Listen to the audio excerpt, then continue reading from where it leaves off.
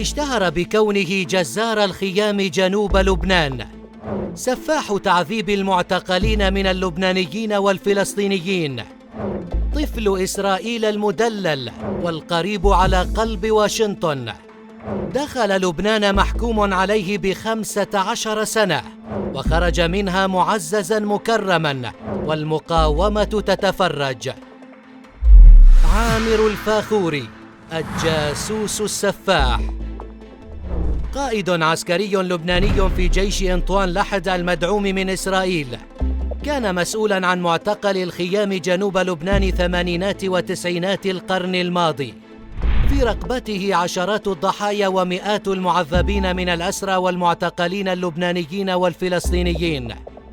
قبل ذلك كان قائداً ميدانياً ضمن 2500 مقاتل، هم المجموعة اللبنانية المسيحية التي تحالفت مع إسرائيل إبان اجتياحها للبنان مطلع الثمانينات.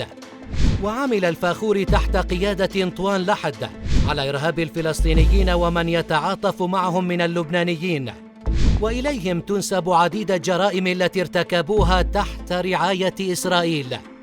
العام 1998 كان الفاخوري على علم بانسحاب إسرائيل من لبنان قبل انسحابها بعامين، فخرج من لبنان إلى الولايات المتحدة، فيما كثير من رفاقه بجيش لحد غادروا إلى إسرائيل. في تلك الفترة حكمت عليه المحاكم اللبنانية بالسجن لمدة 15 عاماً بتهمة العمالة لإسرائيل، ولم يعد إلى لبنان منذ ذلك الوقت. منتصف العام 2019 تحدى الفاخوري القضاء اللبناني وعاد إلى لبنان. اللافت أن توقيت عودته جاء في عز قبضة حزب الله وحلفائه على الحكم في لبنان، فألقي القبض على العميل الفاخوري وعرض على القضاء اللبناني.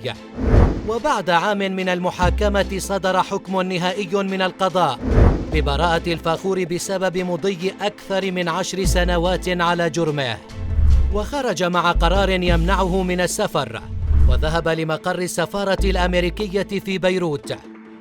وفي حين يفرض لبنان حظر طيران بسبب انتشار الكورونا، وفي ظل تهديدات حزب الله بإسقاط أي طائرة غريبة تدخل الأجواء اللبنانية، طائرة أمريكية تغادر من قبرص باتجاه السفارة الأمريكية وتهبط على سطح السفارة لتقل على متنها العميل عامر الفاخوري وتغادر لبنان بعد أن أنهت مهمتها، لتبدأ تصريحات لبنانية وتحديداً من محور المقاومة الحاكم تدين الاختراق الأمريكي لسيادة لبنان.